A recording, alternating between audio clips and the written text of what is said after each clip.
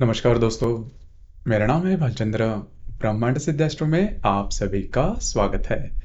आज के इस वीडियो में हम चर्चा करेंगे अत्यंत महत्वपूर्ण विषय पर, जिससे कि हम मानसिक स्ट्रेस या फिर तनाव या फिर टेंशन, कई ऐसी परिभाषाएं हैं जिसका जो मूल अर्थ है वो है मानसिक तनाव में आना। तो ऐसी कौन सी बातें हैं जो कुंडली में किसी व्यक्ति के बारे में मानसिक तनाव में आने की उसकी जो संभावना है वो काफ़ी बढ़ जाती है, उसी के बारे में चर्चा इस वीडियो में हम करने वाले हैं। जैसे कि हर कुंडली में 12 प्रकार के ग्रह होते हैं और वो जो ग्रह होते हैं वो कौन से राशि में है, कौन से नक्षत्र में है, उसी के आधार पर उस व्यक्ति का जो जीवन है या फिर उसकी जो दृष्टि है वो देखी जा सकती है। जैसे कि इस वीडियो में हम चर्चा कर रहे हैं कि मानसिक तनाव या फिर स्ट्रेस के बारे में, तो मानसिक तनाव या फिर स्ट्रेस के लिए सबसे ज्यादा महत्वपूर्ण 3 ग्रह होते हैं: चंद्रमा, शुक्र और बुध। मतलब किसी भी कुंडली में ये जो 3 ग्रह है, ये 3 ग्रह किस प्रकार से है, कौन से राशि में है, कौन से नक्षत्र में है, या फिर कौन से ग्रह के युति केंद्र प्रतियोग में है, इसके आधार पर हम जान सकते हैं कि वे जो व्यक्ति है वो मानसिक तनाव में किस तरह से आ सकता है। हालांकि मानसिक तनाव की परिभाषा भी करें तो मानसिक तनाव बुरा होता है ऐसा बिल्कुल भी नहीं। हर कोई मतलब हर एक जो सिचुएशन होती है उसके 2 पहलू होते हैं, एक होता है पॉजिटिव, दूसरा होता है नेगेटिव। पॉजिटिव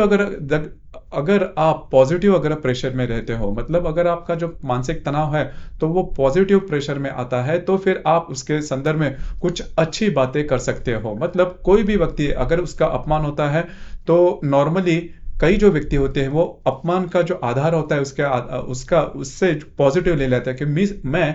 इस सिचुएशन से कैसे उभरूं, मतलब इस सिचुएशन से मैं कैसे बाहर निकलूं। और कई ऐसे जो व्यक्ति होते हैं वो अपमान होने के बाद उसी सिमट जाते हैं, मतलब काफी ज्यादा स्ट्रेस ले लेते हैं और जीवन में कभी सुधर नहीं पाते। तो ये जो बात है वो सबसे ज्यादा महत्वपूर्ण होती है कि आपके कुंडली में ये जो 3 ग्रह हैं वो किस प्रकार के होते हैं। तो आज के हम जो अपना ये जो वीडियो है इसमें चर्चा करेंगे कि चंद्रमा आपके कुंडली में कितना महत्वपूर्ण होता है, कि यदि चंद्रमा आपके कुंडली में कौन से राशि या फिर नक्षत्र में होगा तो फिर स्ट्रेस या फिर टेंशन लेने की जो समस्याएं हैं वो आप में ज्यादा बढ़ सकती है। अब यहाँ पर मैं एक बात आपको कह दूं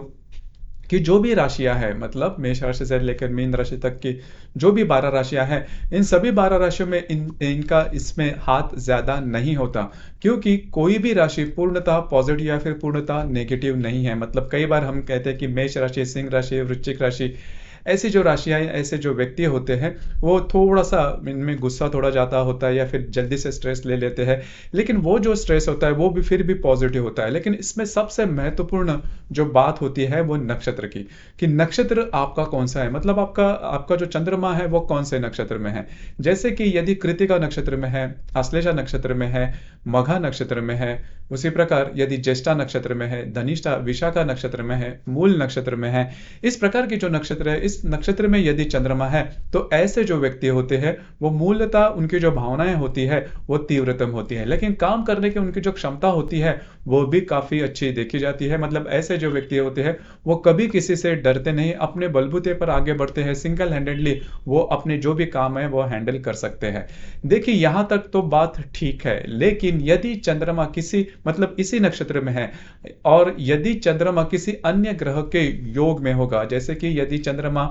मंगल के योग में है, मंगल के युति केंद्र प्रतियोग में है, उसी प्रकार यह चंद्रमा शनि के युति केंद्र प्रतियोग में होगा, राहु केतु इन दोनों ग्रहों के युति में होगा, उसी प्रकार हर्षल नेपच्यून इन ग्रहों के युति केंद्र प्रतियोग में होगा, तो फिर ऐसी जो कुंडली होती है वो मानसिक तनाव में काफी जल्दी आ जाती है। अब ये बात जान लेना बहुत ज्यादा आवश्यक है, खास करके यदि मंगल, हर्षल यह जो ग्रह है, इन ग्रहों के साथ यदि चंद्रमा है और यह चंद्रमा इन्हीं नक्षत्र में होगा तो वे जो व्यक्ति होते हैं वो काफी ज्यादा तूफानी होते हैं। मतलब जल्दी से उनकी जो भावनाएं होती है प्रदीप्त हो जाती है, बहुत ज्यादा स्ट्रेस ले लेते हैं और इनमें पेशेंस करीबन नहीं होता। मतलब यदि छोटी मोटी बात भी इनके विरोध में हो जाए, इनके मन के विरोध में हो जाए, तो वो बहुत ज्यादा स्ट्रेस ले लेते हैं और अपना आपा भी खो सकते हैं। तो इस वजह से यह जो ग्रह योग है वो बहुत ज्यादा, इनकी जो बातें होते हैं बहुत ज्यादा, मतलब बहुत ज्यादा हाईली रिएक्ट करते हैं। यदि शनि के यदि युति में होगा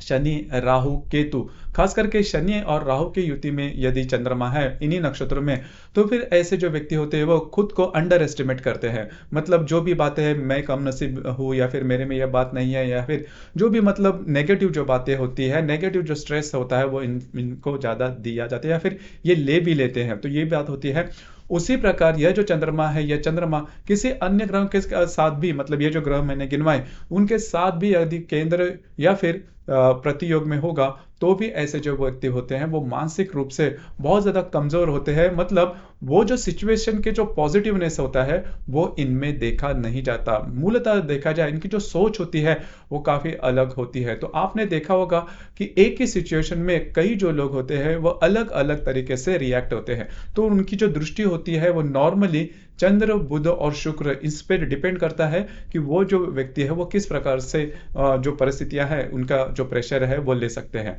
ये तो हमने बात कर ली चंद्रमा के बारे में। अब यहाँ पर और एक बात जान लेना बहुत बहुत ज्यादा आवश्यक है। यदि चंद्रमा, मतलब जो अमावस का जो जन्म होता है, मतलब यदि अमावस का जन्म है मेष राशि का, मेष राशि में यदि अमावस है, कर्क राशि में अमावस है, या फिर सिंह राशि में अमावस है, या फिर वृश्चिक राशि में अमावस है, धनु राशि में अमावस है, तो फिर ऐसे जो अमावस के जो जन्म होते हैं उनमें भी मानसिक तौर पर ये जो प्रॉब्लम कॉम्प्लिकेशंस है वो नॉर्मली देखे जाते हैं। मतलब ऐसे जो व्यक्ति होते हैं वो काफी जल्दी रिएक्ट कर जाते हैं। देखिए अमावस के बारे में भी अगर देखा जाए तो हर जो अमावस का जन्म होता है वो बुरा नहीं होता या फिर अशुभ नहीं होता, ये बात जान लीजिए। इसके संदर्भ में हमने अलग से वीडियो भी बनाया है, उसमें डिटेल में बताया गया है कि अमावस का जो जन्म होता है वो किस प्रकार का होता है। लेकिन यहाँ पर मैं इतना ही कहना चाहूंगा कि जो भी मैंने अभी जो राशि गिनवाए उनमें अगर अमावस है तो फिर थोड़ा बहुत प्रॉब्लम आपकी जो सोच है उस पर हो सकता है। अब यह बात पूर्णिमा पूर्णिमा जो है उसके बारे में भी कही जा सकती है,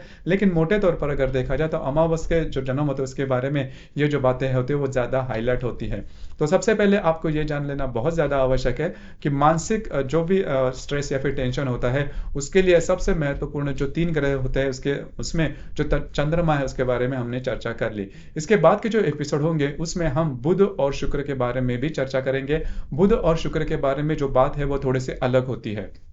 क्योंकि चंद्रमा की जो गति होती है वो कांस्टेंट होती है, मतलब वो स्थिर होती है, वो कभी बदलती नहीं। मतलब रवि और चंद्रमा की जो गति होती है वो कभी बदलती नहीं है, और दैनिक गति बहुत ज्यादा महत्वपूर्ण रोल प्ले करती है। ऐसी कई ऐसे कुंडलियां हैं जिसमें सिर्फ दैनिक गति है वो बदल दी जाए, या फिर अगर बदलती है किसी भी कुंडली में, मतलब वो जो ग्रह है वक्री स्तंभी हो जाता है, तो फिर ऐसी जो कुंडलियां होती है बहुत ही अलग तरीके से परिणाम देते हैं। तो बाकी के जो 2 ग्रह बचे हैं, मतलब बुध और शुक्र यदि आपकी कुंडली में होगा, मतलब किसी अन्य राशि में, तो उसके जो परिणाम, या फिर बुध शुक्र यदि कुंडली में अच्छा नहीं नहीं होगा, अशुभ फलदायी होगा, तो उसके जो परिणाम होंगे वो किस क्षेत्र के बारे में हो सकते हैं उसके संदर्भ में भी हम चर्चा करेंगे। आज का ये जो वीडियो है वो भी आपको कैसे लगा नीचे कमेंट बॉक्स में जरूर कमेंट करना, और अपना जो चैनल है ब्रह्मांड सिद्धि एस्ट्रो इसे भी लाइक, शेयर और सब्सक्राइब जरूर करना। धन्यवाद।